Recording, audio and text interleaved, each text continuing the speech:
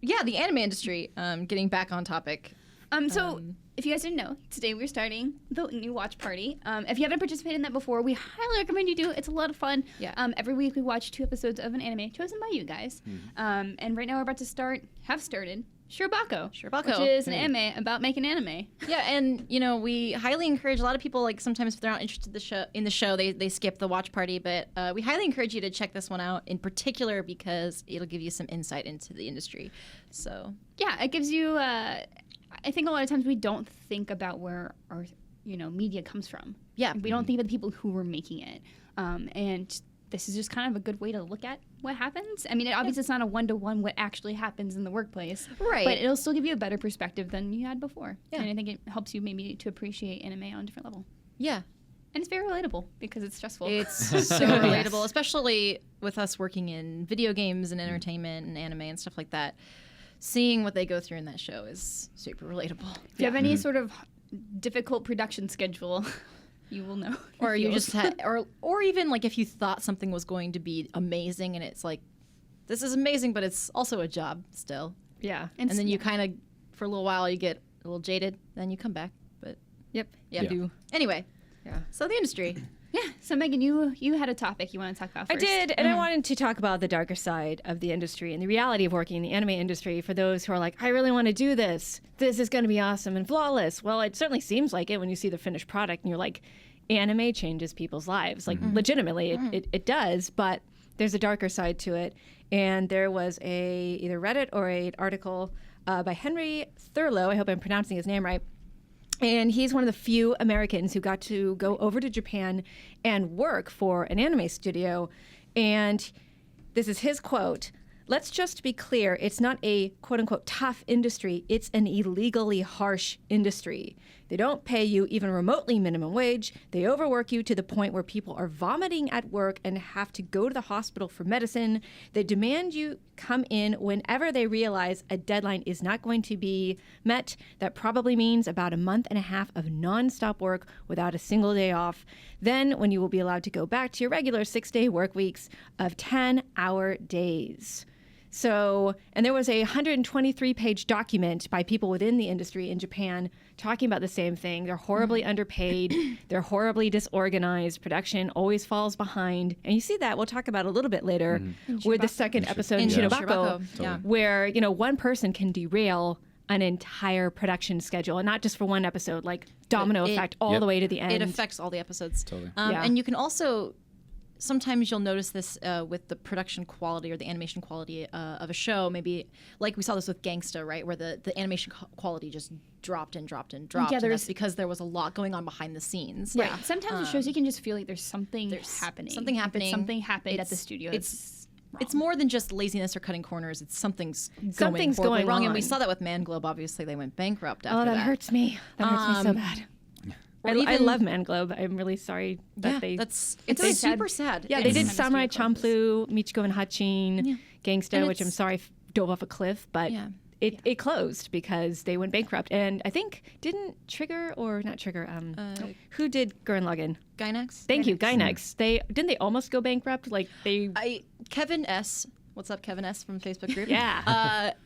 Commented during the end of the previous watch party, which was Gurren Lagann, if you are new to the watch party, that they were close to having financial problems. I remember like way back at the beginning of that watch party, episode 4, the animation is different. Like it's just something was up. Borked. And they rallied obviously because that show, I really liked how it progressed.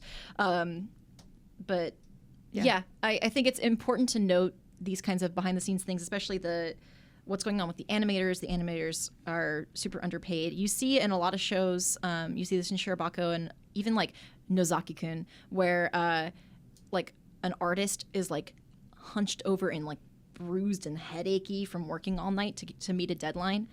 And it's not a particularly lucrative job. It's just extremely hard work.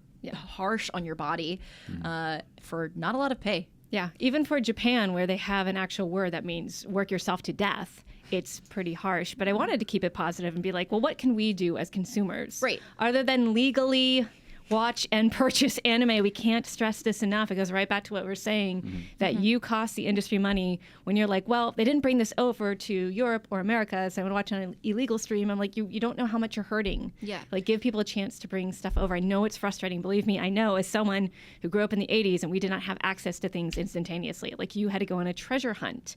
But it's really important to support the industry by legally purchasing and watching things. Right, like whenever you can. I mean, not everybody has the same financial means or the same availability. Like if you're in certain parts of the world, like that's just not a thing you can do. It's just more so like a do everything in your power. Yeah. Do everything in your power to support the industry as best you can. Yeah. So one of the things about shows with like harem shows or shows with like moe shows, a lot of them are created specifically because figurines. Yeah, they can sell. Like if you look at some of the character designs, like it may not be the best character, but man, is that one of those toys going to sell? That's going to sell. Yeah. And I don't think that's necessarily a bad thing. I think people, knock that a lot. I think even School Live, like there were bikini figurines, I think, of Yuki. Yeah. I love that show, and I think there was like a 20 minutes, there was the total in that show where I was like, okay, I'm tolerating this beach thing. Other than that, I get it. Like, I get why you have to do that. Because it's a business. It's not. I buy anime figurines. I have Nendroids. I have, if you're listening, I'm pointing to all awesome figurines on the table right now. Part of that is because I really care about the characters that I get merch for, but also because I know showing my support does mean something. There was a article, I think, in our Facebook group, which is, again, facebook.com/groups/IGN Anime Club. Yeah. It was an article a couple weeks back about someone did the math, and they did a conservative estimate and a liberal estimate of how much money illegally streaming costs the creators.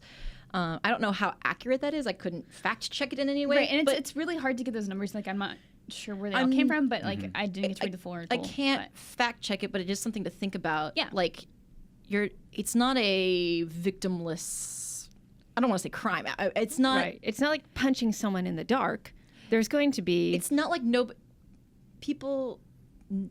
The creator will feel that ripple effect of using an illegal site. And like I get it. Like, I'm not trying to be. And that's the thing is, like, we understand there's various situations. situations. We get it. Like, there's certain situations where it's really hard, but sometimes I crack the whip on people. I'm like, is it more like you can't afford it, or more like you're impatient and you've gotten used to streaming and stuff like I want to be sure that it's like, if it's a real financial burden for you, and it is, which brings me to my second point of what can we do in terms of, is it worth paying a little bit more for those Blu-ray and DVDs, because they're already pretty painfully high. Like, if you've ever tried to buy an anime DVD collection, it's a lot. Yeah, like getting all those Kill la Kill Blu-rays. I'm really glad my boyfriend got them for me for Christmas. Yeah, because that is. And that had to be like a big event, like a birthday or Christmas. They're not cheap, and I understand that's hard on people, but. Yeah, I think one of the things about being an adult is knowing how to spend your money. Properly and responsibly, and so part of that for me is like I prioritize what I buy. So I'm not going to just buy DVDs or Blu-rays for every show. It would be for my favorite show. So in your case, like having the Kill la Kill Blu-rays is super important a to me. huge deal. I used to have like every Pokemon episode on VHS. Like that was super important to me to have that collection. And then it was Slayers for me. Anything I could get my hands on that was Slayers, I did. So. And there are some that are more affordable, especially whenever usually Funimation gets their hands on them. They sell complete sets of the series as opposed to just like 5 episodes in one. Yeah. And that's just also how industries work differently. Yeah. We had someone from Viz a few episodes back, and she put it in really great perspective of how, like, in Japan, they bundle their sets very differently and they sell them very differently versus how we do it here. Like, buying like 3 or 4 episodes is not a thing anymore here. Like, we expect to have like a full season. Right. So that happens too. I mean, just a perspective thing. Yeah, it's 2 different markets. Yeah. We do have to remember that as much as we feel connected to the anime market, and a lot of us feel connected to Japanese culture in some fashion or some regard. for whatever reason, we do have to remember that like the Western market is different and it's treated differently by the companies. That's hopefully something that changes more. I think there are a lot more Western companies investing in anime, Yes. which is like, super exciting because that gives us more of a chance to, one, get more anime, and two, better ways to support the industry. I think for a very long time, Japan was very like, anime is for people in Japan, but sometimes it gets out of Japan, and that's cool. Especially studios like Trigger realized that, hey, Kill la Kill was super popular outside of Japan, but not as popular in Japan. It still had fans and stuff, but like the global response was a lot more resounding than like what happened in Japan. Right. And like as more and more studios realize these things and maybe not necessarily make shows directed at a Western audience, but just make shows with them in mind and like saying like, hey, this is an option for us to make money. Like that's really exciting. And like we've been seeing partnerships with Crunchyroll and Funimation and Netflix is now like a big one. So it's just like, yay. Yeah, and also just seeing help. anime's influence on Western media. I mean, there's a lot of like cartoons for all ages, like Steven Universe or something like that, where you can see the positive influence. And I think the success of those shows also helps in a way. Like, hey, there's an audience here for stuff like this. Yeah. Like it's not a big financial risk to bring something like this. I mean, it over sucks here. we can't change some things. Like Japan's going to have to change the way they treat their workers in general and their organization skills during these things. But as fans, there are things I feel like we could do to help it along. Yeah. Anime. That's a perfect word for that. Yeah, it's like a hard, and we don't mean to be like a lecture, and it does get dark because that's like the grim reality. It's just not a super strong industry right now. But we can always help. We can always do our best. Yeah.